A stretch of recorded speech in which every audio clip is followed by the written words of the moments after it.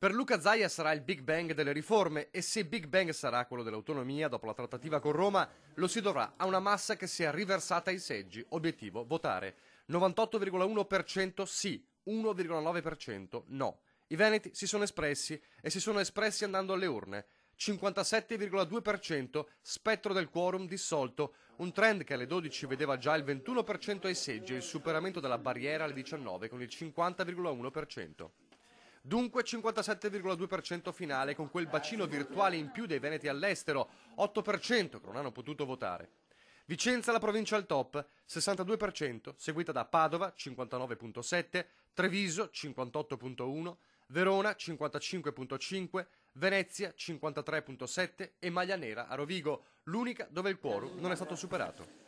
A trainare verso il voto è stata la provincia, non i grandi centri. Interessante lo scarto tra città capoluogo e resto del territorio. A Padova, Verona, Rovigo, Venezia, cifre sotto il 50% con la città lagunare al top in negativo.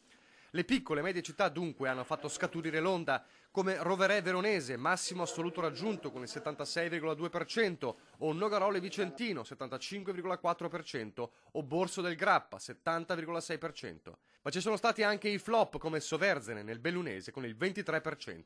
In ogni caso, l'Urlo del Veneto parla di oltre 2.300.000 votanti, giovani e anziani, di tutte le estrazioni sociali.